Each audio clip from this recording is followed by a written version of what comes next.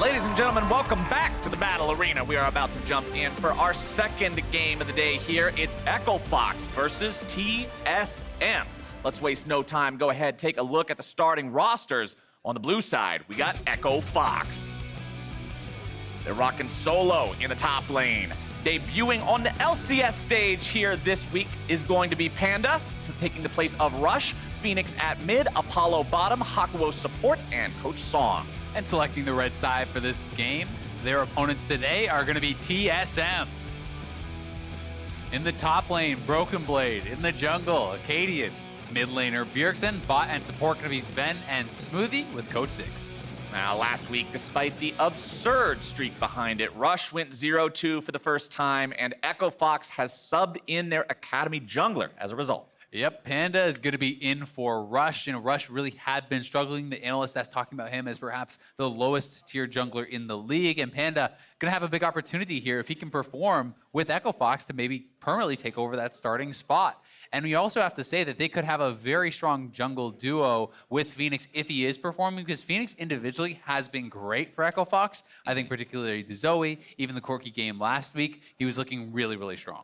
Well, he's premiering versus a TSM who has been on an absolute tear lately. Yep, and TSM are on their revenge tour of all the teams that they lost to in the first round robin, trying to kind of right those wrongs here in the second half of the spring split. TSM certainly are seeing themselves as a top team, and I think that it really all started with that TL win. They seem to gain a tremendous amount of confidence from that. You could hear that in their interviews and a lot of the sound bites that they were giving.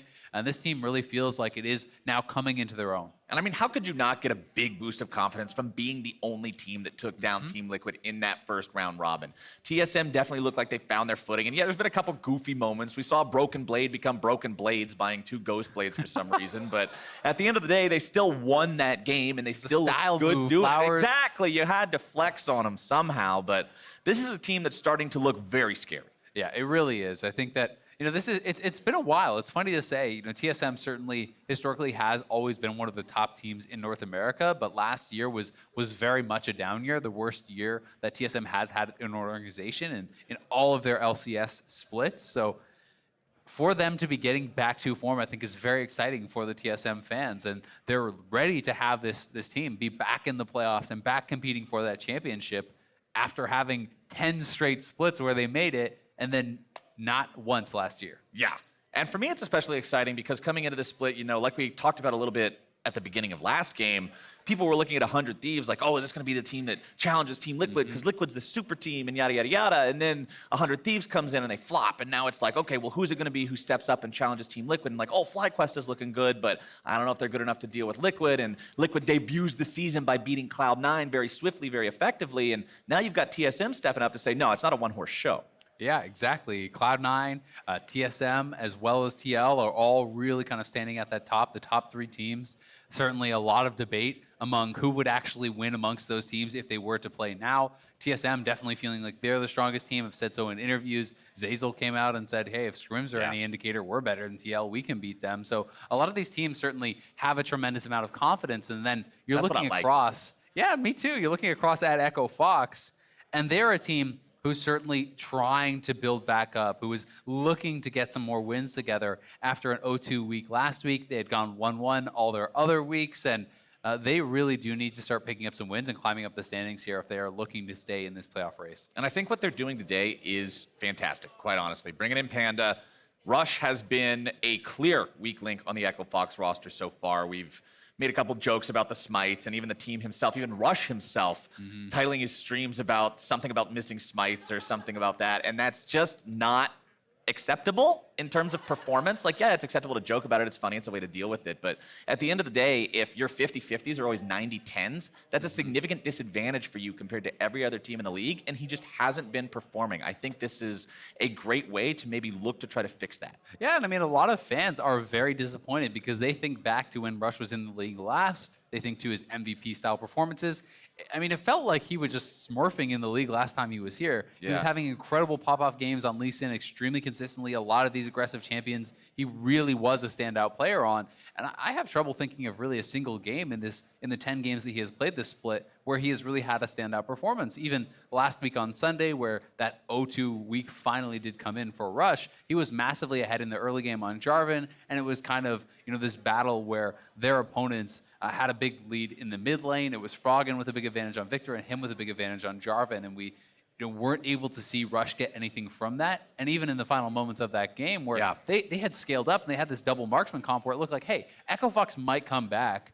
Rush flash EQ'd over a wall and engaged, whereas marksman couldn't follow up whatsoever. And that fight cost them the game. So certainly Rush has been struggling, and maybe Panda will be the solution for Echo Fox. And for Panda, I mean, it's definitely a trial by fire. We're saying, all right, man, here's your chance. We're putting you on the LCS stage. Get ready to step up. By the way, it's TSM, and they're looking really good right now. Yeah, exactly. I mean, they have been really on fire lately, so high expectations for Panda. And as you say, a lot of pressure, not only to have this first game on the LCS stage, but also to have it be against the most storied organization in North America is certainly a frightening prospect. And he's going to be going up against Akaadian, who has been playing very well for himself, was pivotal not only in the TL win, but I think has really been ramping up and feeling like he's fitting into the squad very, very well as a whole. And I mean, Echo Fox is one of those teams that are in that middle of the pack clump, right? This is one of those teams that a couple wins or a couple losses could be the difference between going to playoffs and chilling on the couch during the postseason, which is not where anybody wants to be. Yeah, I mean, they're 4-6, right? You don't feel like they're out of contention whatsoever. There's all these teams that are tied for 5th place, right? Top 6 are going to make playoffs, so certainly if they can get a little bit more consistency, start stringing some of these wins together, they are in a position to definitely make playoffs and compete with those other teams in the clump. It looks like we are about ready to jump into Champion Select here in just a couple of moments. Get this one underway. Will the TSM win streak continue? Not necessarily on a full streak, but they've definitely been looking good recently.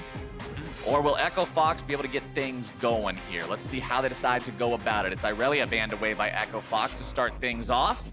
That can be flexed around to a lot of different places, and they don't want to even be thinking about it against TSM, as TSM will remove the Silas. And it is one of Broken Blade's favorite champs, something that he has looked very, very good on. Certainly does play it a fair bit in solo queue and is kind of known for it. So a pretty frightening top lane pick. We've seen less of it in general after the magic damage reduction was actually removed from the W, that channel there, but it still has physical damage reduction, still very powerful in a lot of these matchups. And I'm always happy to see the Kinch on the bench because it makes the games more exciting when he can't gobble people up to safety. So no Tom Kench this time around, no Thresh either, keeping away those big power save supports, the ones who can rescue somebody in trouble. We've seen Smoothie do it time and time and time again. No Lanterns, no Devours today, as TSM will get rid of some of those ranged AD threats in the Jace and the Lucian. Yeah, and it's really interesting because that makes me feel like Echo Fox want to play an aggressive bottom lane duo to try to attack Zven, perhaps, right? Thresh as well as Tom Kench kind of shut that down. I immediately think of something like Morgana, which I know Hakuho is known for, and Varus is kind of back in the meta with this 9.4 patch. Freak has talked about that on Freak Show and feeling that is a very strong pick. So certainly Morgana Varus was a duo that they had run extensively in the past. These guys have been playing together for a really long time. Maybe looking for something along those lines to try to bully TSM in the 2v2. Well, Zven and Smoothie have definitely stepped up. We remember the Zven and Smoothie show going up against CLG, where it sort of just turned into how to 2v8 the game and dominate straight to the Nexus, but we'll see Zven on that Ezreal this time around. We talked about how good this champ is. Y'all don't need to hear it again, and it's Sejuani locked in for Akaadian. Yeah, and Galio certainly is a flex pick, but has traditionally, on the more recent patches, been support. So maybe really just wanted to kind of shut down what they consider to be some of the harder lanes for the Galio. Zoe for Phoenix, I think, makes a tremendous amount of sense when he's been so good on this champion. Even when it's not showing in the scoreline, he has been really, really strong at poking people out around neutral objectives and allowing Echo Fox to secure them as a result. Jarvan, strong flex pick, could be top or jungle. We did just see Onda playing it last game in the jungle, but don't think that it can't go top. TSM deciding they're going to go ahead, complete their bottom lane, grab the Alistar along with the Ezreal there. Ezreal very slippery, very hard to deal with. Alistar great at engaging, coupling that with the Sejuani means you can really force these fights for TSM. Yep, but it's already kind of looking like they are drafting for that pretty hard engage. This is multiple frontliners that are going to be able to support Zven if he does get to that scaled up state on the Ezreal, multiple tiers completed. certainly is a team fight beast at that point. We'll see what the rest of the picks are going to be for TSM, though, because that's largely going to be what it depends on to actually see what style they really want to commit to. If we're seeing another tank in the top lane, you're definitely looking for 5v5 style, but they still could go for something like a 1-3-1 split push. Vlad banned away. That's a champion that we've been seeing more of, especially since Urgot sort of fell off. We know Vladimir scales incredibly into the late game, and without somebody to bully him around there in the top side when he is weak before the cooldowns come online and he gets that level 9 with the level 5 transfusion, well, they just don't want to have to be thinking about that one. Echo Fox taking Yasuo off the table here, as well as TSM says, we got our 80 carry, so let's hit that pool a little bit too. Sivir removed. Yeah, and Sivir always a pretty good answer into the Ezreal, someone who can push in Ezreal.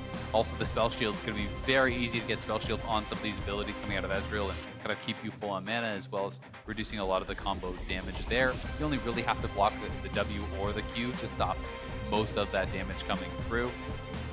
Yorick ban, interesting. And Ezreal classic. Okay. Yeah, Yorick's certainly very, very strong. You know, they are banning it away, perhaps concerned that Broken Blade would go for it as a last pick. Yasuo, also a very strong solo laner right now, and funnily enough, actually probably the biggest counter to Yorick, but both of those are going to get taken off the table. Zed is being hovered. Don't get baited, believe, but it's don't get baited, audience. Come on.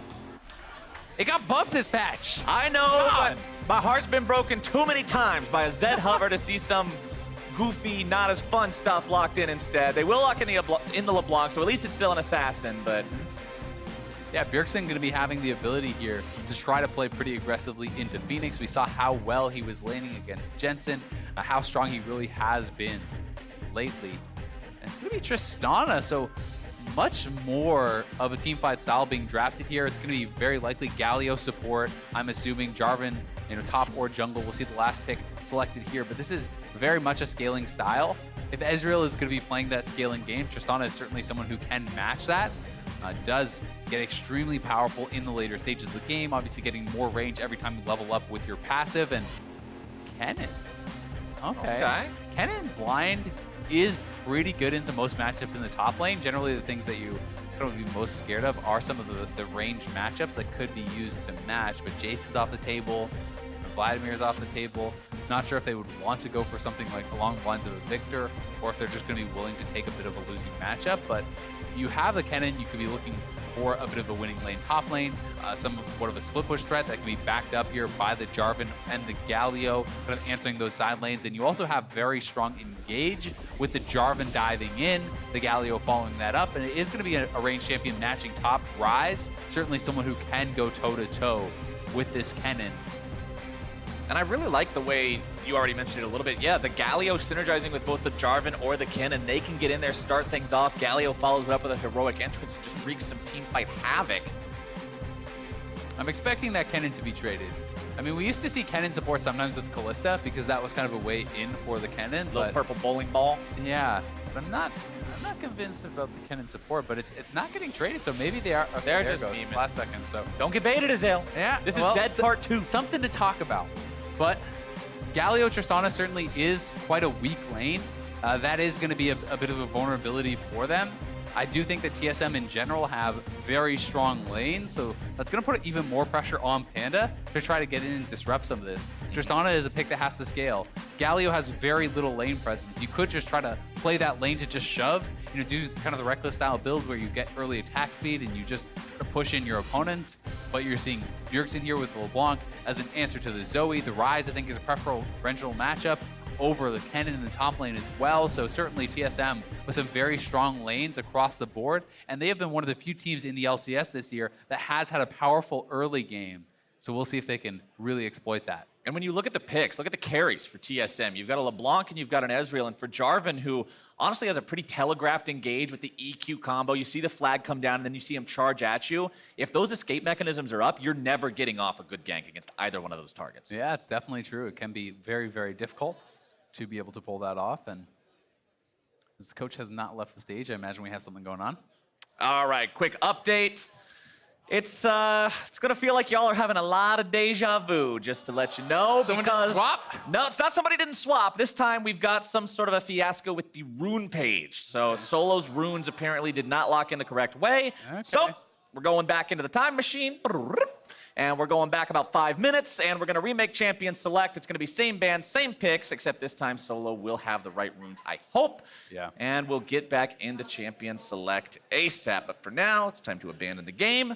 I will say I was wondering about the Aftershock Kennen, but it's something I've seen in solo queue sometimes. I have seen people take that in matchups that they consider to be pretty difficult, but it certainly isn't the most common by any means, and I'm expecting him to be going for that kind of full AP Kennen to try to have as much power in the team fights as he really can. Right, the big team fighter, not any sort of like a split push, on hit, something like that type of Kennen that you just don't think that works against hard Ryze. camp the solo lane. No, I mean, what is attack speed Kennen going to do against Ryze when he just walks up and says, okay, throws a rune prison and an overload at you, you lose 2/3 of your health, you're like, all right, well, I'm going to throw another shuriken at you and I'm going to run away. All right, well, we are just waiting for them to get this going once more. But it should be another very interesting game here. I do think that Echo Fox, if they can actually get through the early stages of this against TSM, that they are going to have strong team fighting. Certainly have very reliable engage. Tristana is a very long-range, powerful carry. Certainly really powerful at actually knocking down turrets as well. But that being said, TSM's strength has been in the early game, and they have been gifted really counter picks across the board, right? They were able to actually answer with the LeBlanc into the Zoe. They were able to answer with the Ryze into the Kennen. And they already had a winning 2v2, I feel like, in the bot lane. So Panda has a lot of work that he's going to have to get done here against Akaadian. He is 184, which can be a strong ganker. But I think these are also some pretty tough lanes to actually gank. When it's Ezreal, Alistar on the bot lane, that's pretty tough to actually take down. LeBlanc is extremely evasive, not only with the clone passive, but the distortion. So then you're kind of hoping that you can maybe lock down the Ryze, but if that's the only target, well, then Akaadian can play around that side of the map and ward up. Plus, I mean, I have criticized North America in the past for not using counter picks well, for not using red side well. I brought it up in one of the recent episodes of This or That with Kobe, and it's just something that I think we generally don't do as well as pretty much any other major region in terms of properly adapting to the draft and counterpicking and doing things along those lines. And I really want to agree with you here in saying that I think TSM did a good job of making use of the fact that they are red side this time around. Give yourself those good matchups. Put the pressure on this new player to the stage in Panda and say, look, they want to bring you in. The superior mobile. Yeah, they're saying, all right, we're just going to dab on you in the draft. And if Panda really is the answer to the bad direction that your season is taking so far, he's going to have to prove it in the most insane kind of way. That's true. Panda dab works for any situation, though. I don't know. My favorite one is still Happy Lux. Dive, Panda dab. My favorite one is still Happy Lux because it looks so happy. You can genuinely display it to your teammates when they make a good play and you're like, hey, I'm happy for you and I think you did wonderfully. And then when your opponent dives you and you live with 1 HP, you just give them that same happy smile with the thumbs up and it makes them want to alt F4. See, I use the penguin with the top hat that you tip to people. Oh, yeah. Just give them a tip. Yeah, you just tip the pot. That's a pretty clever one. Hey, solo, let's duo. That's some wordplay.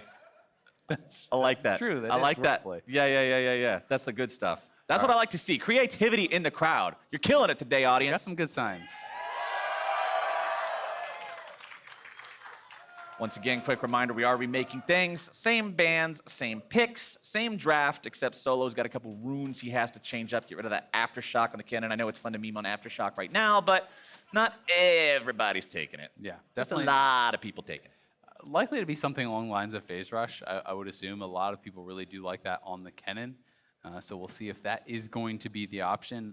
And there is a very small chance that it is the 80 on hit, but I'm certainly not expecting that. Definitely looking for it to be more of the lines, proto belt, that sort of thing, where you can actually then have more of a chance in the team fights to really have a big effect. And also, I do think if you're going for that style of build, it can be pretty powerful when you are trying to actually have double level 6 with Jarvan and Kennen and be attacking that Ryze perhaps in a side lane, because very likely we are going to be seeing Broken Blade play a lot of side lanes on this Ryze. Quick update as well. It looks like Solo's computer is trolling especially hard today, trying to get that one reconnected to the lobby right now, investigating a couple of issues happening with it, so the delay might take a few more moments, but hopefully we can get back into Summoner's Rift as quickly as possible. But yeah, the Broken Blade Ryze I'm going to be looking at, because this guy, again, we talked about how last time he popped off with the double Ghost Blades, like just styling on him, building the goofy items because he was so far ahead, but This is a guy that there's been a lot of hype for. I mean, he's someone who showed up, and a lot of people initially at the start of the split were like, well, wait, who's Broken Blade? Because he came from the TCL. A lot of people don't follow the teams from the TCL, and they didn't know who this guy was. So he had a lot to prove coming into TSM this year and being like, oh, well, now you've gone from an emerging region, a region that we often see in the play-in stage at international events twice a year, and that's it, to now you are on one of the biggest Western brands in the world, and you've got a lot more eyes watching you, and he's really needing to step up so far this split, and he's had a couple of really good pop-off games. Yeah, I think he has overall played very, very well. A lot of people are going to obviously point to the Jax game. Was fantastic against Team Liquid, looked really strong there. And I think that no one would really question his mechanics and his individual skill. I think where more questions have been raised about Broken Blade is actually his decision-making, right? The fights that he's taking are not always the best fights to take. When you think about, Broken Blade and Akaadian dying 1v2 to solo multiple times in their clutch gaming matchup Echo Fox, actually last time they did play, so it was against this team where they tried to go for some pretty desperation dives, actually forcing plays that they didn't always necessarily need to go for.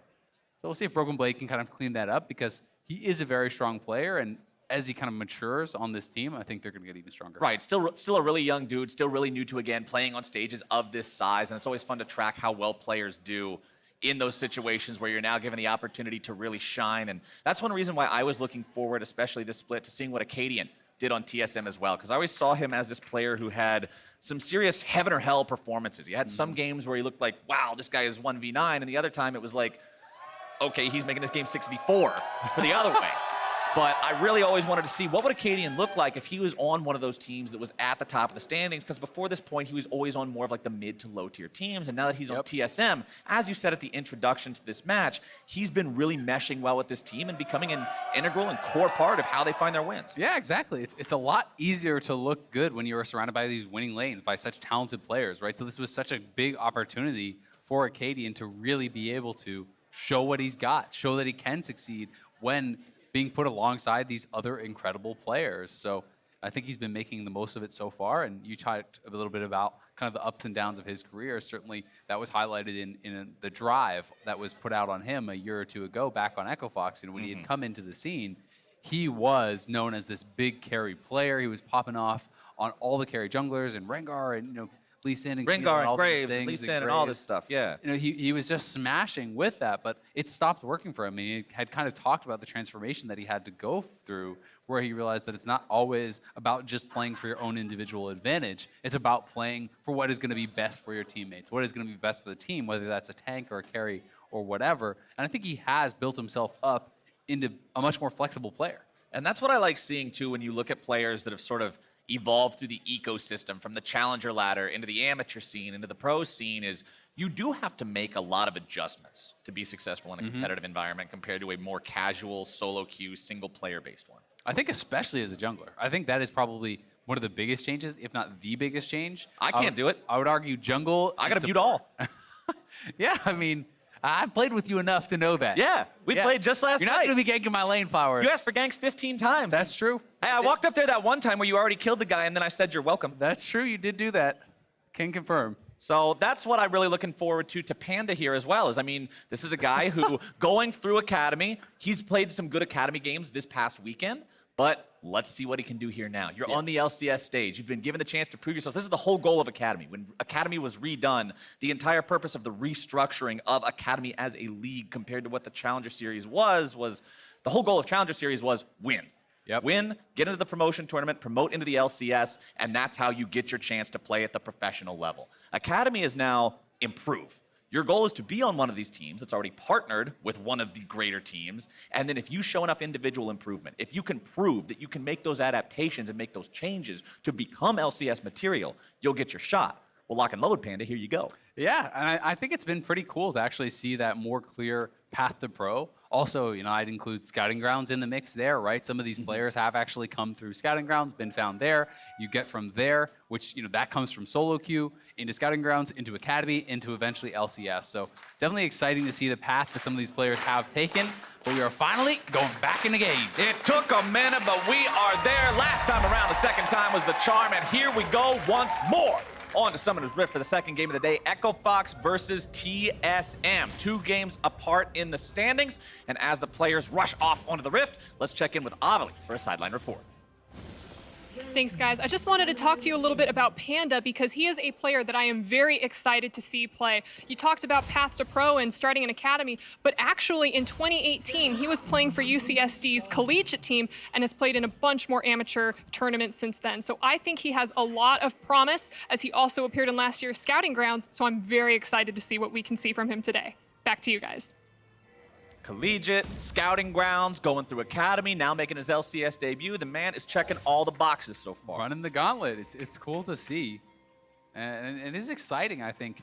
As more of these players can actually make that dream a reality, more guys coming through the collegiate programs and actually making it to the LCS stage, you're going to see even more importance placed, I think, on being in those schools and working on those programs and using that as a way to improve. And you can see on the screen right now, Tristana's in this game, and she's also currently up for a vote as to what her next skin is going to be. You might have seen this in the league client so far, but you are allowed to go on there, vote for your favorite by March 9th at riot.com/TristanaSkin. 3 different options on your screen. Whichever one ends up getting the most votes will eventually be implemented into the game itself. What is your vote, Flowers? Because there's only one correct answer. Well, I like the middle one. What? You're not gonna vote for the bubblegum one? That's gonna end up with some lollipoppy looking flash art. Top hat, I only need one bubblegums. nightmare, Ezreal. One. No, you need to make the full squad. You need to have Lollipoppy, Kane Ivor. I don't want any idea that puts Lollipoppy and any kind of Ivor in my game. Ezreal, we're not doing that. I gotta vote against you on this one. I know we're friends, but this is an irreconcilable difference. Yeah, you can't build Triforce on Ivor. Nope, it will not work. Not gonna happen. But let's take a look at where things are sitting here in this game. You can see that TSM did place the ward down on the enemy red buff like we saw last time around. However, that one was still secured by Panda, didn't get it stolen away this time, and he'll work towards that top side Scuttle Crab. He's not up against something like a Nocturne this time, so it's not like what you saw in the last game where Onda had to be super respectful and fearful of what could happen if he gets in the 1-versus-1. He's only up against the Sejuani. Yeah, and Sejuani still does have very strong dueling and melee matchups early on, but you also had to remember it was Mooney roaming down and helping him actually kind of secure that Scuttle Crab, which would make things a lot more dangerous. And as mentioned, first game for Panda here in the LCS. Gonna be a big one for him. A lot of pressure on him, I'm sure.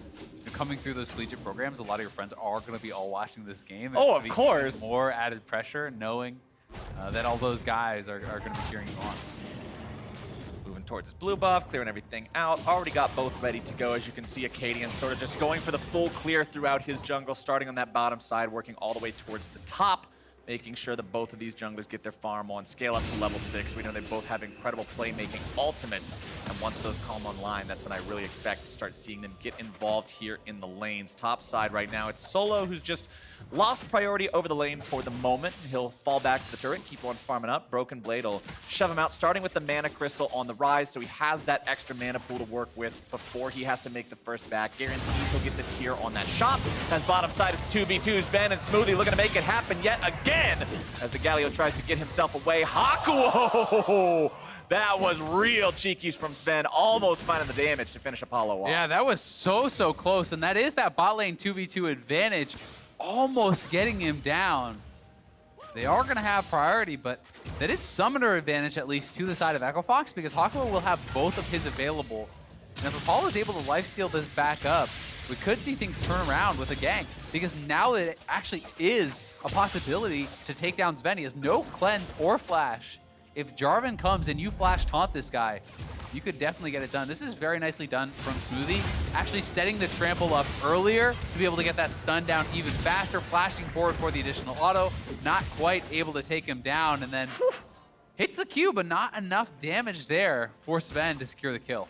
Akaadian on the bottom side, making sure they're ready to go here, looking to bring the pain down onto Apollo, but instead it's going to be turned around. Akaadian's moving in now, but Smoothie's taken very low. The bomb on his head, and now he's gone. It's first blood over to Echo Fox. Really well done here from Panda, getting first blood for the team in his first LCS game. He's down there, and they knew they could attack this bottom lane with no summoners available. Hakuho had the Ignite advantage, and that is really what made the difference in this play.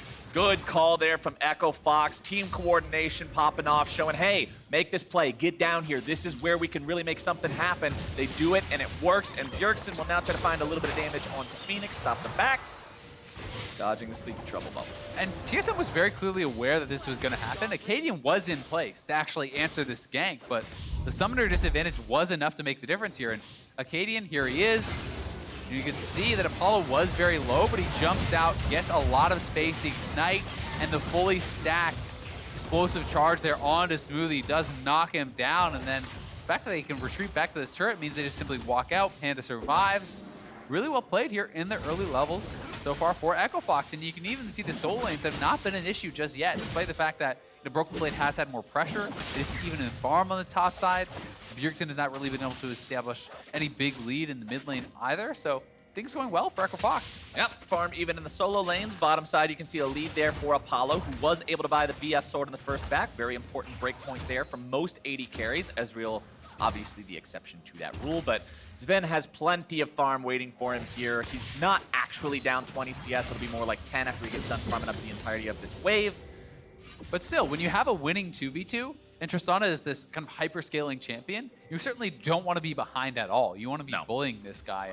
And, getting that early BF, you can kind of get yourself into a position here where Galio just actually throws the Q on the wave, and then Tristana throws down the E, and you can actually just push them in constantly and try to avoid fighting whatsoever. And that would be a pretty advantageous position for Echo Fox, who we know wants to scale up, wants to get to late game, where they can look for these 5v5 fights with Jarvan Galio engaged, a flanking Kennen, and this super consistent damage coming out of a Tristana.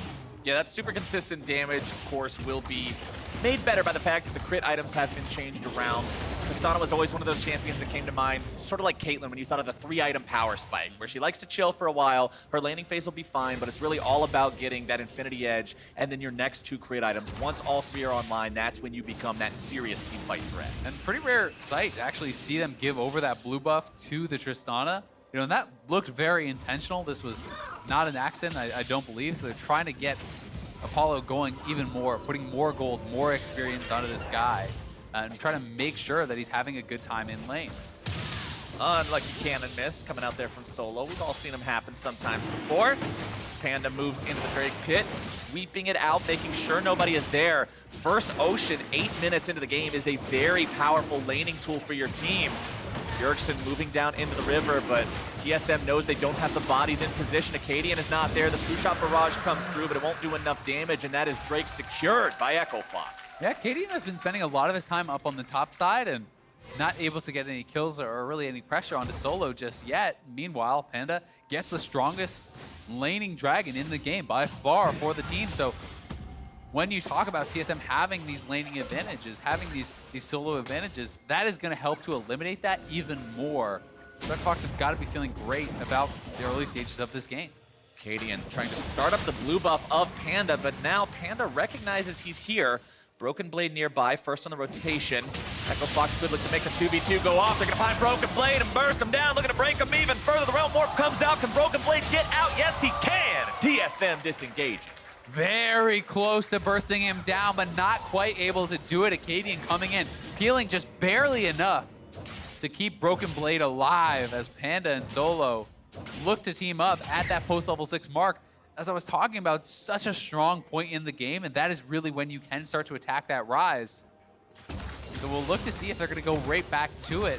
Broken Blade now, no flash, no ult. Not going to be an easy way for him to escape next time. And with some of those ults down, we're probably not going to see any insane combat in the next minute or so. So I want to take this chance to talk about a difference we're seeing in the Jarvans between this game and last game. You saw Onda go for the Cinderhulk Jarvan, while this time around it's Warrior coming out for Panda. And I know I always vote for the side of the Chad build, but I really do like the Warrior start on Jarvan, even if you go straight tank afterwards, because it front loads your damage, it gives you that burst, so when your ganks come in, you know the kills are coming. Exactly. The early game threat, I think, is really the key that people are going for here. Electrocute on top of Warrior gives you enough threat in the early stages that you can potentially, one combo someone, or at least in coordination with your teammates, be able to burst someone down. Yeah. And then going into things, as you say, very supportive style builds, like even a Knight's Vow second can be very, very effective, and I think that's the sort of build that I would recommend from here, because going full damage doesn't really make sense when you have so much damage in the rest of your squad, and you have a Tristana who's ahead. I'd like to see Panda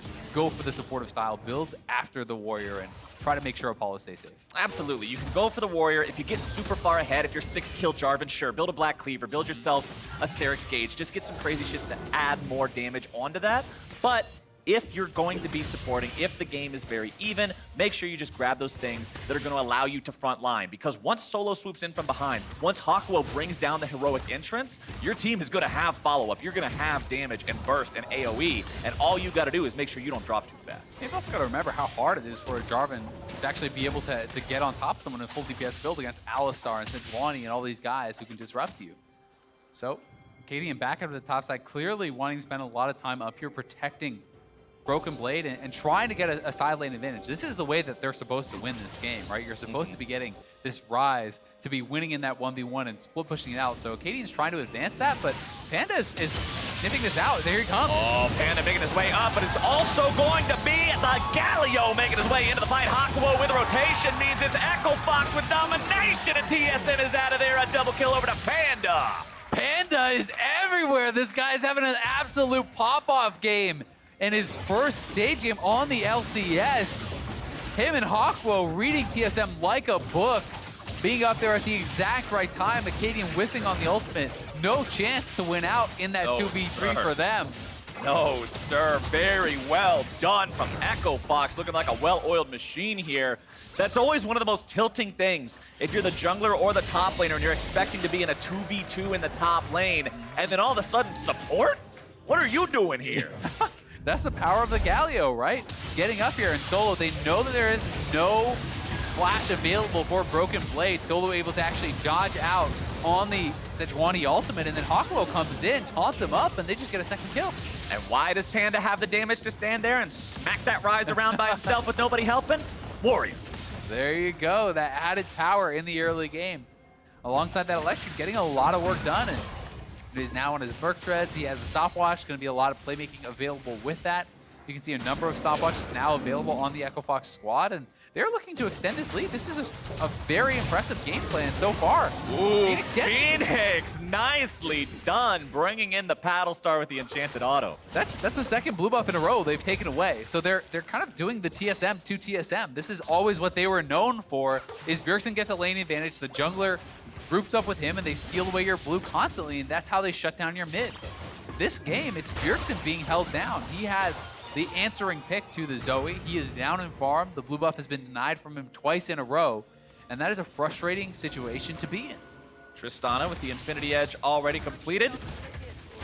Got the daggers in inventory, working towards the seal here as well. Shelly summoned up in the bottom lane. And it looks like Echo Fox wants to get turret plate money with this Rift Herald. So important if you can manage to summon this before the 14-minute mark, because that's why 320 extra gold in the pocket, that's like getting a free kill for Shelly ramming her head into that turret. Yep, very well done. And Apollo, good buffer actually on the combo coming in from Smoothie.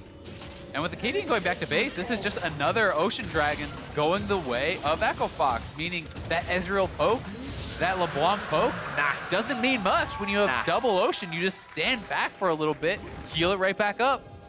Feels good if you're Echo Fox at this point in time. Up 3 kills.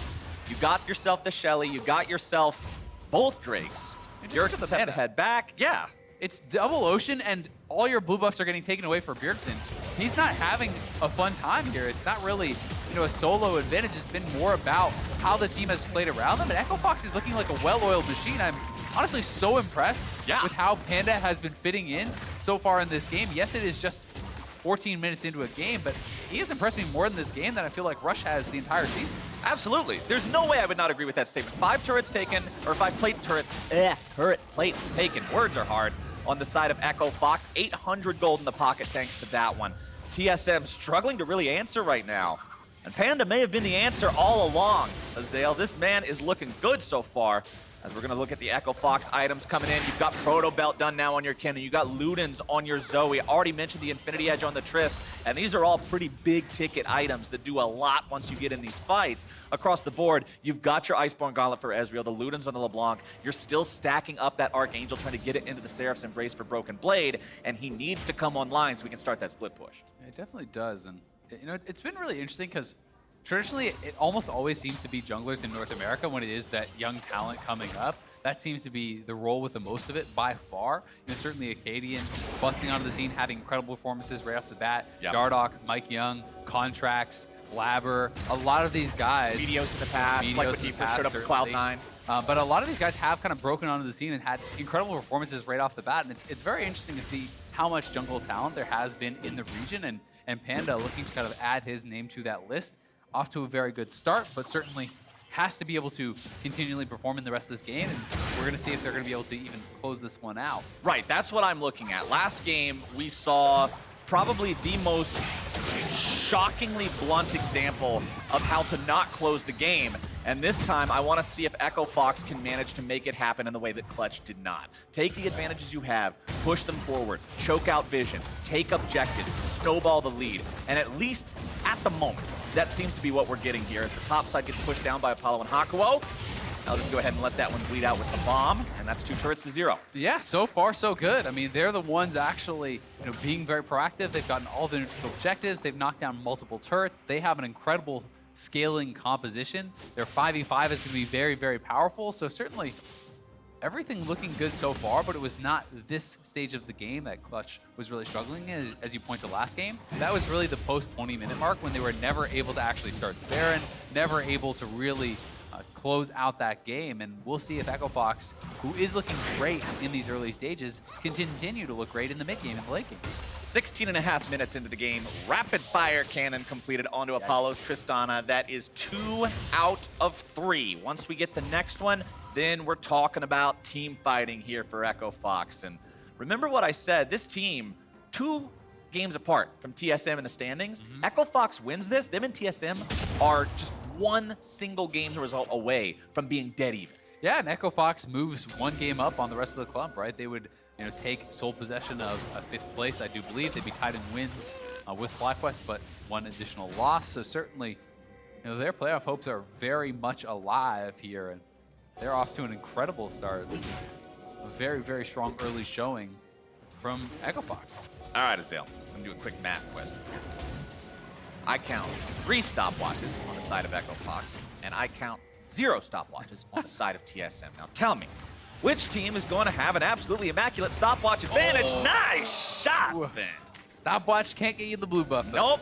Blue buff can't go into stasis, no matter how much you want him to, but still going to be a big playmaking advantage in the next team fight for Echo Fox with those. Especially the ones on both Jarvan and Galio, to me, are so big because you can dive with kind of reckless abandon onto the back line, and they're looking for Zoe now. Speaking of reckless abandon, let's see what they go for. Stopwatch coming out there from Fenix, keeping himself alive. Bjergsen goes over the wall, not finding much more.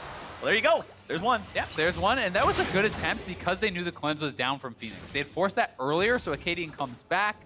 Thankfully for Fenix, Hakuho was there to kind of give him that support and keep him safe. And TSM will finally be able to knock down their first turret of the game as Broken Blade able to get an edge there. But it's an Infernal coming up, and that I think is a critical point in the game. Yes, sir. Grabbing that would be so big here for Echo Fox. Sleepy Trouble Bubble just barely not finding its way onto the enemy jungler. Apollo getting himself back now. Another true shot barrage flying through the mid lane to take off a couple of chunks of the Echo Fox health bars. Infernal Drake is now alive, and Fenix is not quite finding the poke he wants. But again, look at the regen coming in from Double Ocean, right? These guys are healing right back up. We'll see if TSM can commit to the fight. Solo has TP, flash, and ult. Smoothie pops the ultimate to make sure he doesn't die. However, the Paddle Star hits before the protections come in, so that means he's chunked down to 1/3 and has no ulti for the fight. And this is what I'm talking about with Fenix. He has so consistently done this. That doesn't show up on the scoreboard as anything, but he got them the dragon for free there. Because not only does he send Smoothie back to base, his ultimate is down as you called out, so they can't even try to team fight this. And that is something that I feel like had been missing in the past sometimes from Echo Fox. And Fenix has felt like he is the X factor for this squad, this split. 0-0 and 0 on the Zoe, but still having the 500 gold bounty from the fact that he's up in farm, from the fact that his team is so far ahead. And honestly, I like to put it in my head canon of they just put a little extra bounty on him for the fact that he sent Smoothie back there and won him an extra Drake. So another Infernal will be spawning next, which could mean double Ocean, double Infernal for the side of Echo Fox. I thought you were going to go a different way with that one. I thought you were going to say an extra bounty on it just because it's Zoe. No. Come on. I won't hate that hard. Not that hard. maybe close, but not Yeah, I don't know. I've heard you talk about Zoe in our games. Yeah, but, you know, sometimes things get heated on Summoner's Rift. And things are heating up now as Echo Fox manages to take down the third and final turret in the outer ring of the TSM defenses. And we're past the 20-minute mark. So here now we enter the Clutch conundrum. Can they manage to do what Clutch did not? Can you control the mid game? Can you control the enemy jungle and make it so you push this advantage into something that prevents your opponents from coming back? Because once again, these guys are double stacking tiers. They have a formidable front line with solid engage, and they have a dude who is known for being one of the best mid players of all time in the North American LCS on an assassin to pop you. And I also just think that matching Ryze in the side lane in the late game is going to be so hard, right? So that is the biggest concern if I am Echo Fox. And to be fair to Echo Fox, they certainly don't have nearly as big of a lead as Clutch did, but now they are already moving over. They're starting to establish some vision. 2 pink wards go down by the pit. They're knocking down that scuttle. You want to see them try to push that line of vision further into the TSM jungle, though, so that Akaadian can't be sitting at a location like this and have easy access to step forward and actually check out that Baron. Because when you do complete that third item, as you've called out, you know, when you get closer towards that for Apollo, you can kill that Baron very, very quickly. I want to go ahead and point out, too, you mentioned the build switch up coming out once the Warrior is done from the Jarvan. We're not seeing the Knight's Vow just yet. However, Kindle Jim in inventory could build towards that, or he could just combine that with the Spear Visage. I think Spear Visage. I always just called it a Spectral Hoodie. I couldn't remember the real name. I think it's actually a really smart buy here, as TSM is looking for a fight. And they're getting himself back. But you know, when you look at the damage profile here, right? Ezreal actually does a decent amount of magic damage, and then magic damage on the entire top side of the map for TSM. Ryze, Sejuani, and LeBlanc, right? So that is going to be very, very effective item there, and I think MR is a smart buy for him. I like the Hex Shrinker coming out from Apollo also, you know, reducing any chance of getting kind of popped there. So will be the Knight's Vow as the Chain Vest comes through, but I think even just sitting on the cowl makes a lot of sense. Yeah, grabbing the cowl, just making sure you have some sort of a baseline. If they grab those magic penetration items on the mages, if they didn't happen to go for it this time around, it negates that, makes it very ineffective. As you can see, Echo Fox moving into position now. Control wards down in the Baron pit. You got wards up on the top side there, but they didn't find that one from the trinket in the north part of the river. Still trying to just continue to push, clear out these waves. Remember, you've got a big team fight weapon in Solo as well. Even though he's meeting Broken Blade in the bottom side right now, he does have TP and ulti ready to go. And you've also got to remember, the Jarvan flag gives a lot of attack speed now. Yeah. You know, it's up at 27.5% at this current rank, so that on top of all the Tristana items is going to be even more powerful when you have Rapid Fire activated, when you have all this attack speed in your build, plus the Demacian standard. You're going to be able to shred through a Baron, so there's even a threat of, you know, that 2-3-man Baron happening. So TSM has to be very diligent, and their ward line is getting pushed back. This is what you want to see from Echo Fox, right? Like, look at how much vision is actually in the TSM red side jungle. They have a ton here. And then you're setting up with Zoe, who, if you blind check into that character, you could just get popped. So you have to be very, very careful, and it gets harder and harder for TSM to maintain control in this area. I've said it before a lot, I'll say it again here now. The position of wards tells the story of a game. The further the wards are pushed towards a team, the less control they have, the more confident their opponents are feeling in snowballing their victory and getting things rolling even more. As Panda moves up there, you're not really going to do anything onto Bjergsen. I mean, even if you go for the R onto him, he just dashes out of it, so it's a waste of time. As Akaadian tries to get himself away from the Sleepy Trouble bubble, considering it has no terrain to travel through, Akaadian can dash away just fine. Hakuho wants to walk up, continue sweeping for wards. However, TSM has enough bodies nearby to make sure he cannot. Panda, Apollo, nearly taking out Bjergsen there, but Akaadian makes his way into the top lane now. Heroic entrance coming in to keep Panda alive, and Echo Fox disengages it. But you can see the bounce back and forth. They're moving Hakuho and Panda back and forth throughout this jungle, and that allowed them to, as Tristana is pushing up, go and give that support and try to threaten that turret. So they are pushing that advantage. They are going to reset now, which will give TSM some time to actually come in and try to fight back on this vision, clear out a lot of the wards. So we'll see how quickly they can remedy this, but so far so good, I think, for Echo Fox. TSM has done a good job hanging on, and they aren't so far behind like in the last game. They're only down 3K, so they can contest this vision a lot more heavily.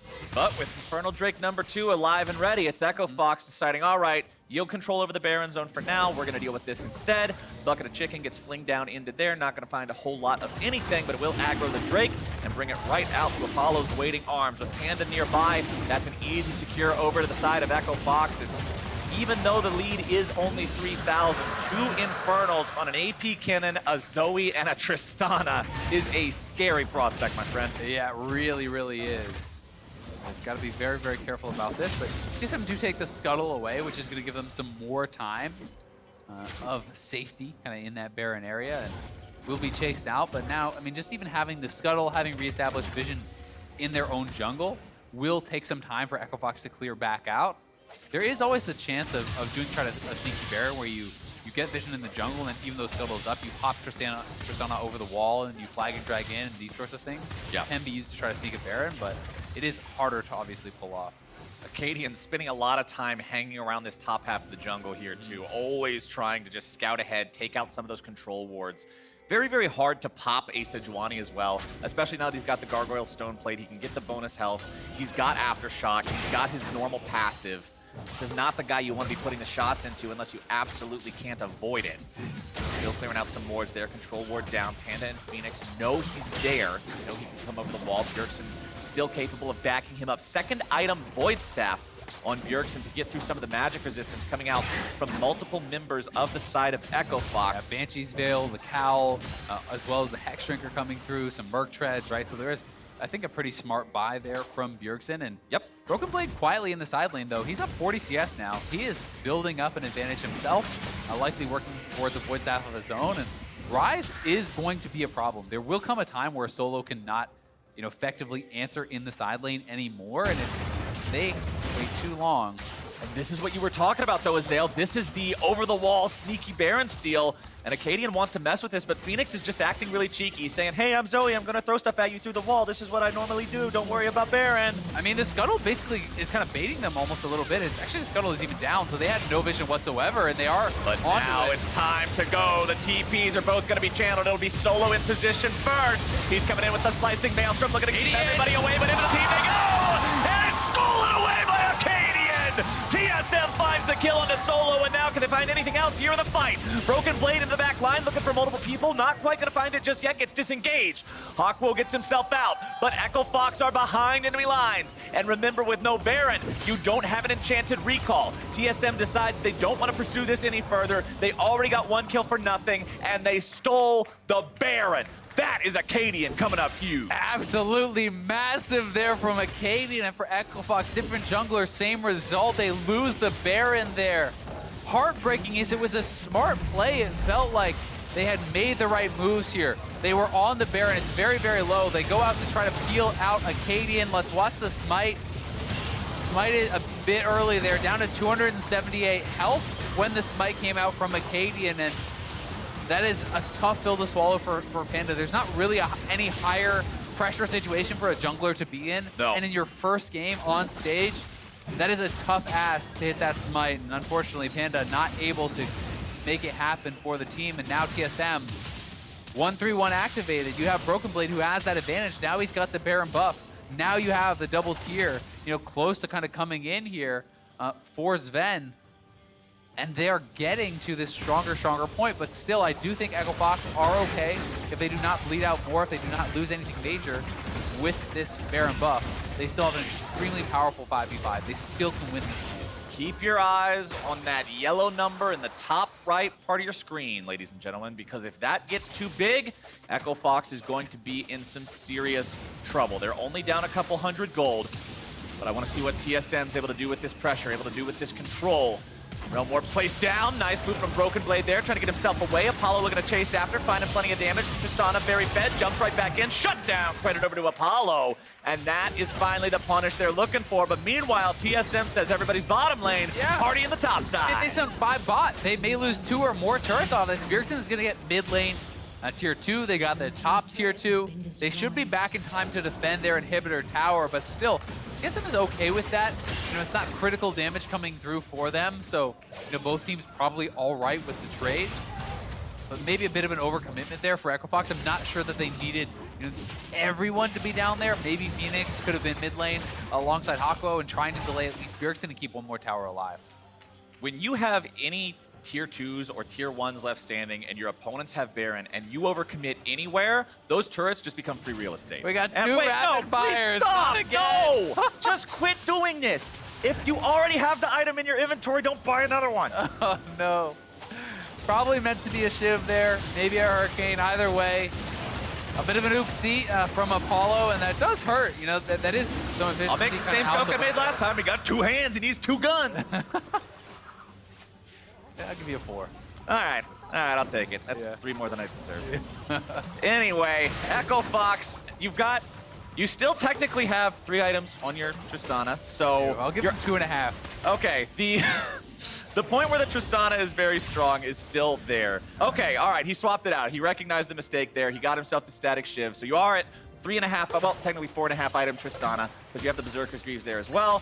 Very, very scary in the team fights, but once again, TSM aren't looking to play those team fights. You've got Broken Blade in the split push. He's looking to set those things up. Baron has dissipated, so at least that's a sigh of relief for Echo Fox. Yeah, certainly the case. And while Apollo has rectified the build, it's still 800 gold or so kind of thrown in the trash can there.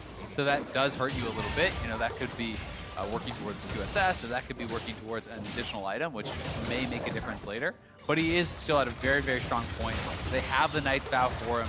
They have the Redemption, likely going to be a Locket or perhaps even his Deeks coming through for Hakuho. So they're building everything around this guy. And it's going to be on Apollo to really be effective in that eventual team fight.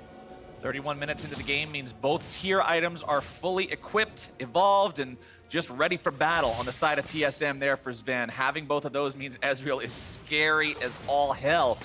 Bjergsen will continue pressuring here in the top lane. You can also see the Ryze with the Archangels fully completed there. Bjergsen working on more itemization for that LeBlanc so we can jump in. Still 0, 0, and 0 for both mid laners this game. Technically, neither one contributing to any kills. Yeah, and not really able to get too much done.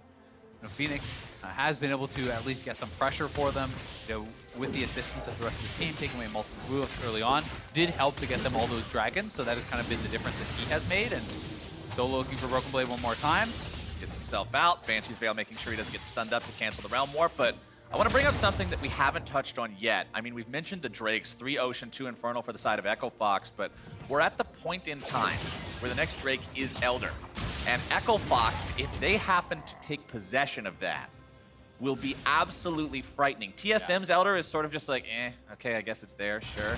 But Echo Fox has a game-winning buff in terms of getting that, and the TSM will have to give them away. Yeah, totally. I mean, that's the toughest thing about Elder is when the other team has 5 dragons to 0, not only is their buff massively better than what you would get, you still have to fight for it and commit to it because you can't actually give it over, right? So you're getting way less rewards and you're just as much risk. And that is kind of the advantage, that Echo Fox has really earned for themselves by grabbing all those early dragons. And you've got to say, though, after missing the Baron Smite for Panda, first game in LCS, there's going to be even more pressure that you're feeling to be hitting the additional ones. Because when it happens once, you're always going to be nervous that it could happen again.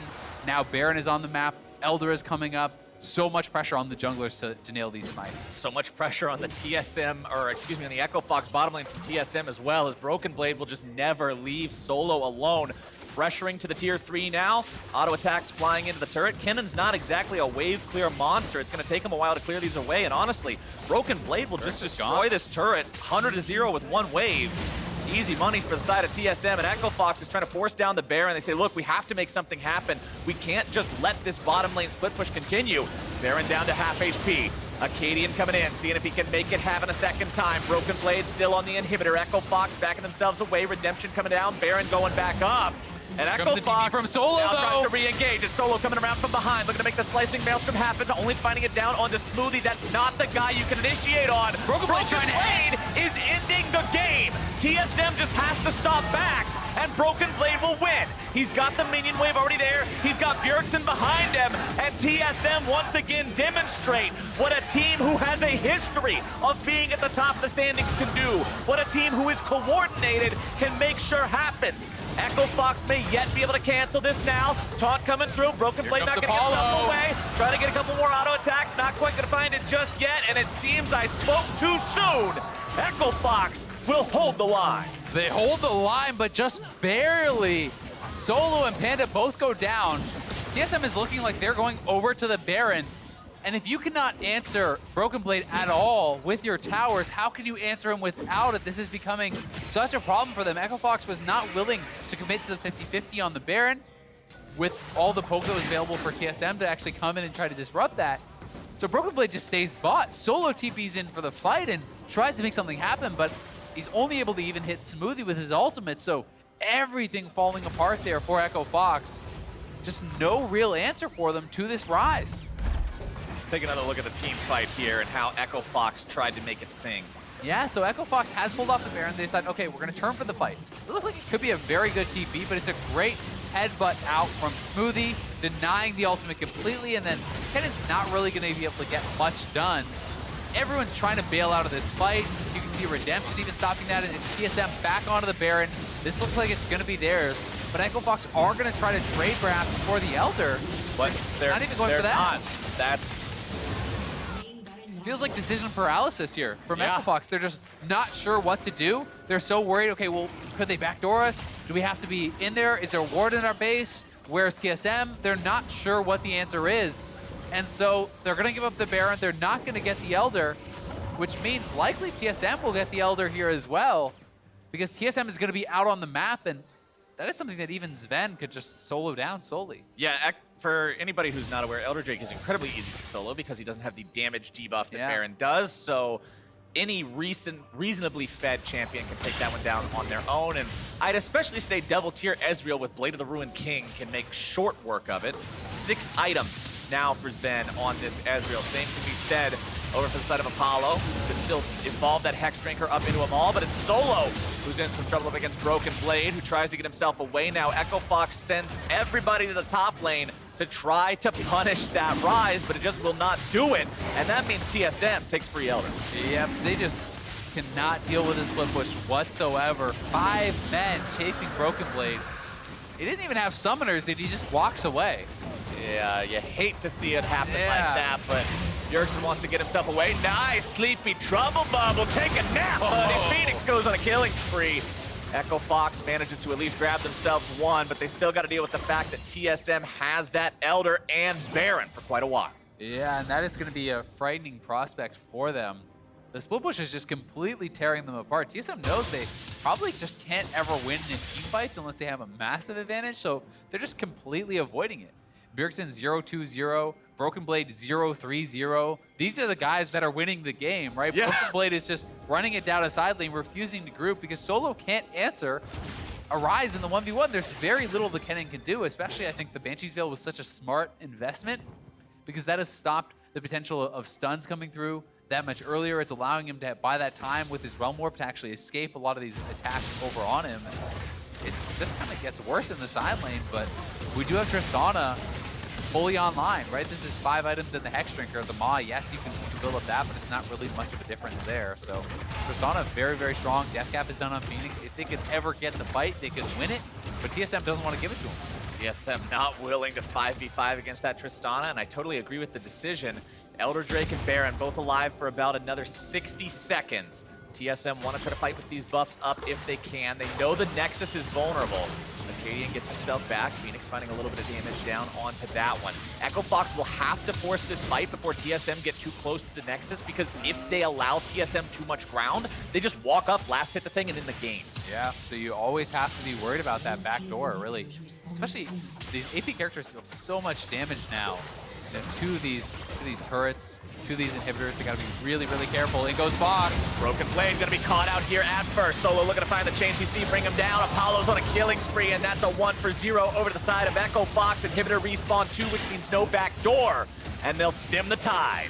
Yep, they get a really big kill there on Broken Blade, but you still have to be nervous because even Bjergsen could just distort over the wall and probably kill your base if you're too far out. So always have to have someone back there, always have to be worried about the potential of that back door. So the question for Echo Fox is, well, when do you actually get out on the map and try to end the game, right? The tier 2s are still even out there.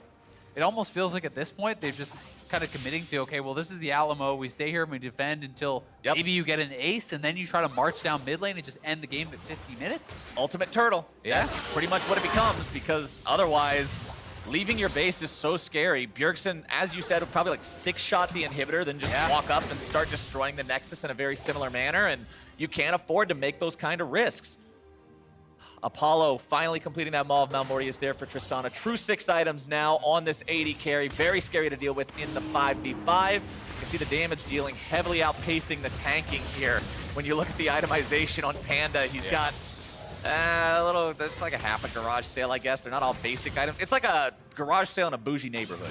You got a Giant's belt and a Spectre's cowl in there. Garage sale is kitchen class. Yeah, Nice. exactly. There's a real big garage. It's got one really nice Nike shoe. Yeah. It's a very fancy shoe, but Broken Blade will continue trying to push here in the side lane. 0-4-0 on the Ryze. His score betrays how much he's been of use to TSM here in this game. Constantly supplying that pressure, but again, can only do so much if you can't close out the game. TSM trying to put pressure in all 3 lanes now. Baron will be live in 1 minute. This is a game that could easily be decided by one pick, right? One sleep hits on the right person from Fenix, you kill that person, maybe that ends the game.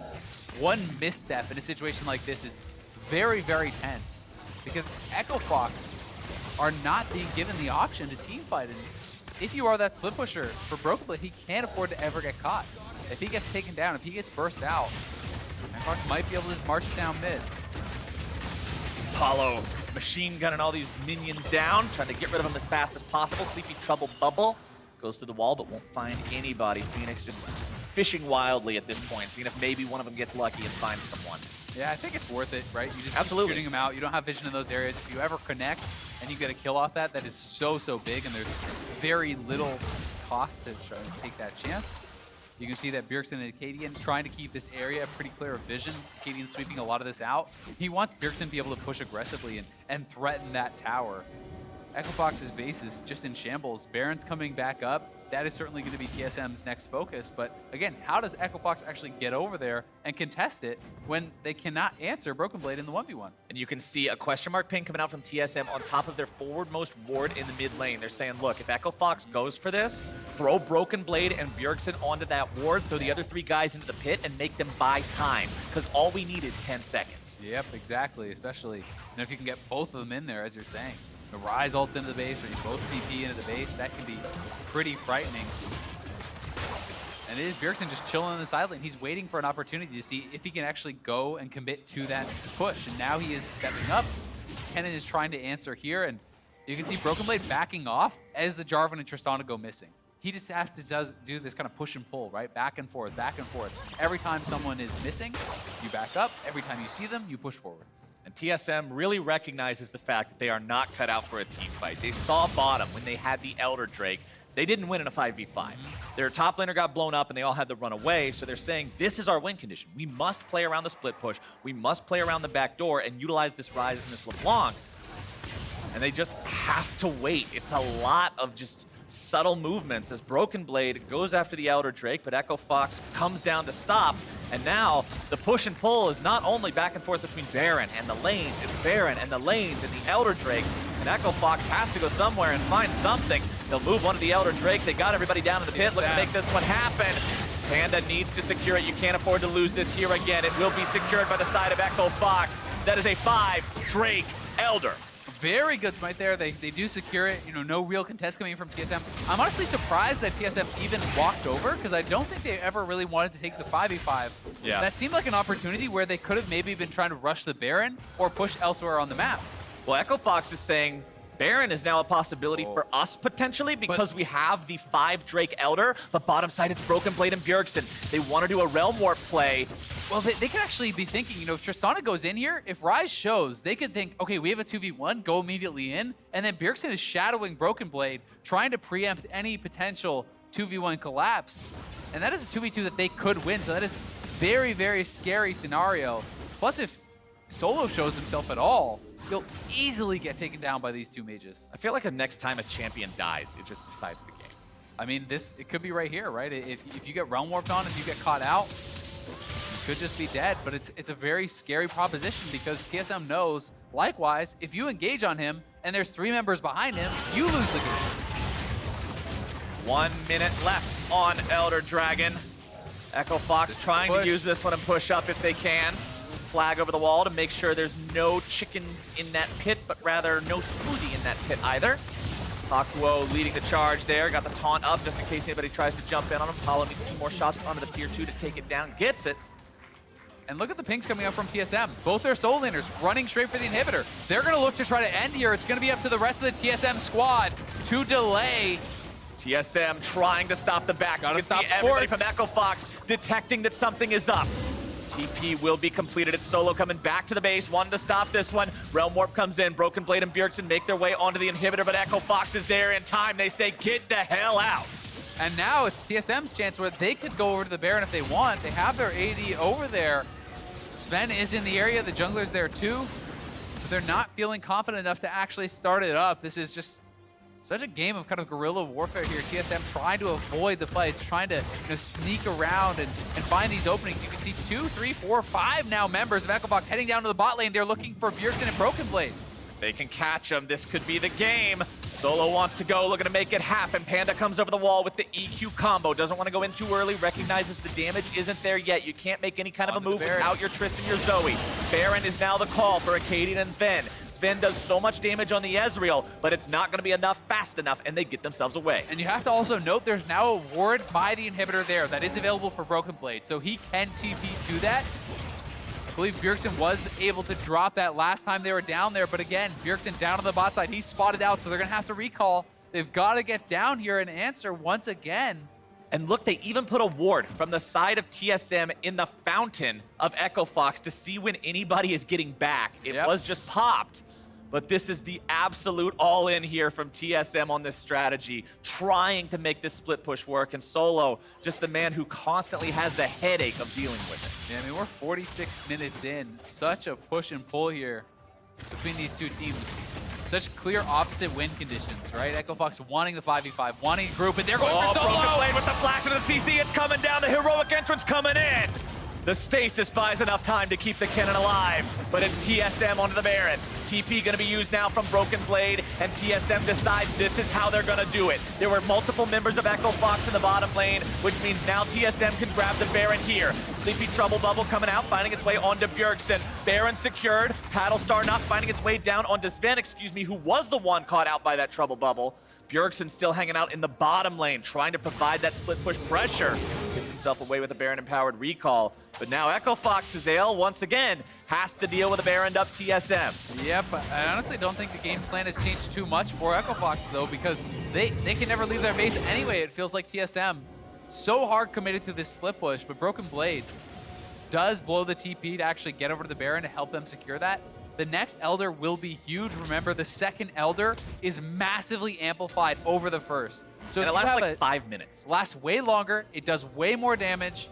If you grab that second Elder, maybe all of a sudden the scaling doesn't even matter and Kennen just kills your Ryze, right? Like, it is that level of power that is coming out. So that is certainly what they're trying to play for. You can see Bjergsen again, though, in the side lane. Ryze clearing mid, and it's still over a minute until that Elder is up. So quite some time the Echo Fox has to answer these pushing solo laners before they can even try to get over to that dragon. Bjergsen and the rest of TSM just playing this so patiently, not wanting to make the one mistake that puts them into a bad fight that causes them to lose this 50-minute battle with Echo Fox, who have honestly done a good job in the early game getting themselves to a point where they were ahead. And they drafted a composition that if it was ahead, TSM, there's no way they could fight them on even ground. Which brings us to where we've been at for the past 25 minutes. Yeah, I mean, Echo Fox's early game was really, really strong. I think the Baron was a totally reasonable attempt. That Baron steal really did turn the game on its head. The next Baron, though, as well, you know, where Solo could not answer Broken Blade, had to commit to trying to TP in and flank. That is what gave them these inhibitor towers and got them the inhibitors and almost got them the game. This game was looking like it was going to end a good 15 minutes ago, it felt like. So very, very close. Fenix jumping in, not quite going to paddle that cannon minion just yet. Solo still trying to deal with Bjergsen, but here's the problem. Those Baron-empowered minions are incredibly difficult for the Kennen to clear out. Yeah. And that cannon is just going to keep plinking away at that top lane inhibitor. Echo Fox setting up shop in their own jungle, throwing down some wards, keeping track of things. Solo taken down to half HP means Bjergsen's probably going to get some firing time onto this inhib here. Multiple members of Echo Fox rotating up, looking to stop him, which means Broken Blade moves his way over into the Elder Drake pit. And remember what I said, this thing is so easy to solo down. Now Akaadian moves in to help them take it as well. And even though TSM doesn't have a huge Baron, or a huge Elder buff, excuse me, it's still gonna last for a very long time. Zven grabbing a lot of damage down to Panda, so he can't go in and steal it. And TSM has found themselves the Elder. Into the base they go. Hit Smoothie and Bjergsen looking for the damage onto Fenix. The Ignite will burn him away, and surely that will end the game. However, Panda has been able to find a kill on this Zven, so maybe not. Akaadian taken down next, and Echo Fox continues to hold back into the base. It's Bjergsen onto the Nexus itself as Hakuho tries to stop this. Bjergsen has almost no mana ready to go. It's Apollo trying to save it, but TSM will find the win. TSM finally closing this one out, a 50-minute slugfest. These two teams back and forth, but TSM able to get the Elder, able to finally get a kill on Fenix and close out this game with that open Nexus. For Echo Fox, I want to applaud the early game. I want to applaud the way that Panda played in his debut. Yes, he had the smite fight that he did not succeed in, but overall his early pressure was great. He was where he needed to be a lot of times, but the team just didn't quite have what they needed in terms of coordination to stop TSM from getting back into the game. And for TSM, as I was saying when I thought the Nexus was blowing up the first time, this is what a team that's been at the top of the standings for so long can demonstrate. This is how you can win with communication, outplay your opponent's win condition, move completely around it, and even if it takes 20 extra minutes, find the win. I mean, it's a 0-4-0 Ryze that carried the game, right? And that sounds very funny to say, but this was very much about Broken Blade in the side lane, never-ending split push, Bjergsen working alongside him to try to enable that, but Broken Blade is the one who cracked the inhibitors, got the initial Nexus turrets and inhibitor, and that is really what kind of pinned Echo Fox back for so damn long in their base. But as you said, credit to Panda, I think it was a great debut. Those smite fights are a bit of a coin flip. This one certainly didn't go his way, and it's going to be one he wants back, but not ashamed to lose to TSM here today. And for TSM, Bjergsen also doing a good job with this game, making sure to shadow his split pusher, applying a lot of pressure himself once it came down to the fact that they could not do team fights any longer. And the team is still looking like they'll continue pulling out those wins. But to hear more about how they did it this time, let's send it down to Riv for an interview with TSM's jungler. Thank you very much, gentlemen. Great cast on the day. I am joined by TSM's Akaadian. Now TSM on a 5-game win streak. Coming out of week 4 with all of the wins. You guys said there'd be a bit of smurfing, but really what was identified for TSM that has allowed this win streak to come in? I think initially we were just not that coordinated in general for our first couple of weeks. And I think over time we just gained more trust, I guess. And also, I think that statement is more just from, I see it in our practice, and I saw the potential of like all the players. We have some insane players. We got Zven, Bjergsen, etc. Smoothie, everyone is really good. So I just thought we should be able to beat these other teams that we're playing against, so yeah. It's awesome to hear the camaraderie is high on the team. Looking that Panda was playing today, is there any kind of different prep coming in, seeing that there's a new jungler on the opposing team? Yeah, I mean, I've just never really played against the guy, so I just looked up all his games recently that he's played in Challenger, got some info from our academy team because they played him in scrims a little bit, and I mean, just figured out what champs he's going to play, maybe how he's going to path, kind of. We were a little prepared for it, but early game didn't go so well this time around, so yeah. Right on. And in that same kind of line of thinking, you have Cloud9 tomorrow. They're playing Blabber today. They have FLICKR as well. Having strategies for both, who do you expect to be playing against tomorrow in that jungle? Probably Blabber. I think there's been some like meta changes that allow Blabber to play again, so I think they'll probably play him, and yeah, I don't know. I'm looking forward to it. So, Akaadian, thank you very much. Congrats on the win. We're going to throw it to the State Farm analyst desk to break down that game. Thank you very much, Riv. And what a game we had here. Echo Fox came out swinging it early in the game. TSM, though, clearly the better team in the late game. A better smite for Akaadian, one of those big deals. But the sideline push is obviously relevant as well. Where do you want to start? Well, there's a lot of issues that game, right? One is like, what, 52-minute game? There's a Baron steal in it. There's a guy that has 0% kill participation but wins the game. And where do we start with that? The early games from the team that had all the elemental drakes didn't get the that happened game 1 too, right? Yeah. Both teams had 5 dragons. They did get one. They got one. They got one that third Elder Dragon died, and that was a double stack, which meant almost nothing for TSM. So we do have the early game reel for Panda, his debut on the LCS stage. Honestly, to me, looked promising. I think this was a really good showing for him at the beginning, was able to kind of read where a lot of the action was going to happen. So he's down there with Akaadian at the same time. They're able to counter out, get that 1 kill, pick up on Smoothie. And then the most important thing, kind of carry versus carry topside matchup, you expect a lot of pressure to go up there. And he did a really good job forcing Akaadian off his blue buff and working with Solo to kind of force out initially summoners and then eventually kills. Yeah, especially coordinating with the Galio support as well, coming in for the extra oomph on the top side gank here.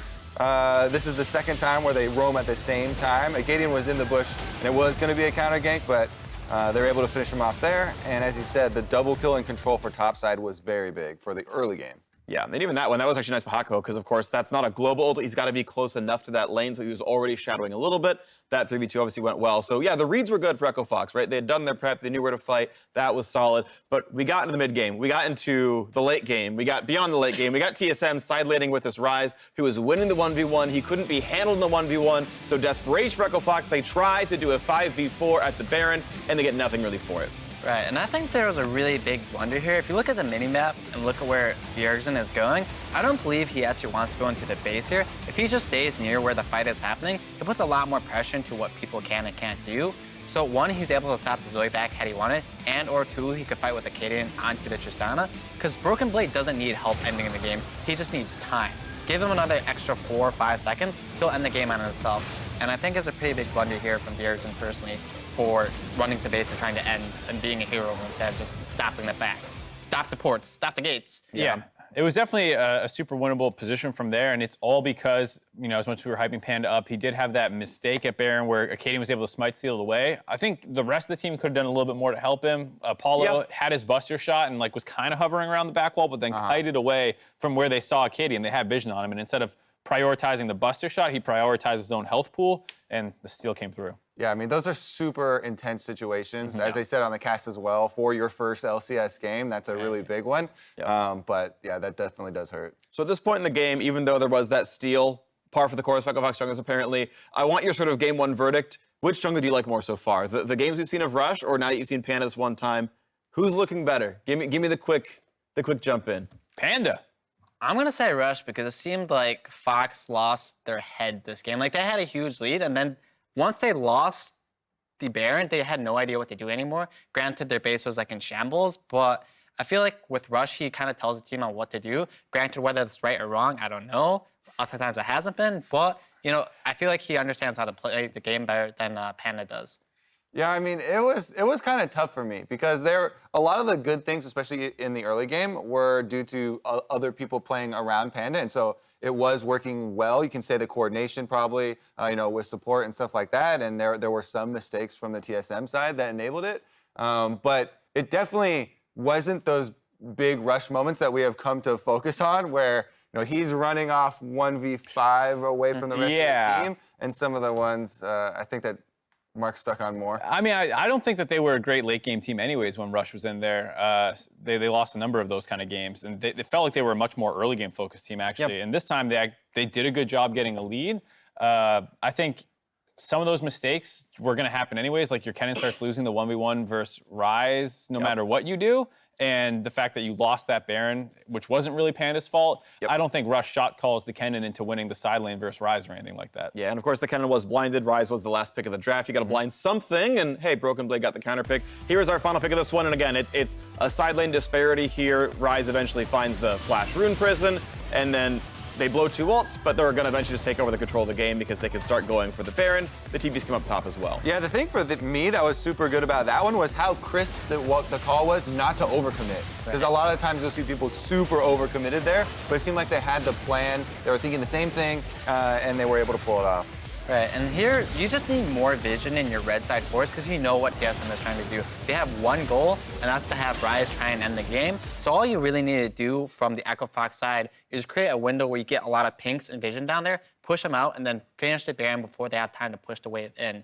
However, I think TSM played this game really well after getting that Baron. They realized, hey, we cannot 5v5 versus the Tristana and the Kennen. We're just going to split push, be as annoying as possible, and then they played that really well. And I think that's a really good sign for TSM, a team who had a good early game and have been struggling more in the mid to late game. The fact that you get to see that their shot calling is coming along. They were able to play side lanes pretty well this game. And so if they fix the early game mistakes that happened this time, they're actually starting to turn to a pretty solid team. And Broken Blade seems like he's really dedicating to the split push strategy. So 1v1s. He's definitely getting good at that as well. Bring the TP, join the team when you need them. Yeah, it's working out. TSM have found themselves another win. And now if you want to catch any of these games live, please join us at the LCS studios in Los Angeles, California. Tickets are available at riot.com/LCS tickets. And up next, it is Golden Guardians versus Cloud9. We'll see what their draft looks like. See you then. Nothing. I'm just watching the wave. Wait, you guys are actually the people in the crowd that won't stand up? Yep. Yeah. I'm too cool to stand up, man. We're the guys not on their phones, you know? Yeah. Whatever, man. Bosses. They're only standing up because they want free stuff. You know, I'll take the free stuff, but I'm not standing up. They're looking to bring the pain down onto Apollo, but instead it's going to be turned around. Akaadian moving in now, but Smoothie's taken very low. The bomb on his head, and now he's gone. Ryze dead. Yeah. Combo 5. And then go Herald after. Yeah, good shit, guys. Let's go. He's coming in with the slicing maelstrom, looking to keep everybody away, but into the team they go! And it's stolen away by Akaadian! Back into the base, it's Bjergsen onto the Nexus itself, as Hakuho tries to stop this. Bjergsen has almost no mana ready to go. It's Apollo trying to save it.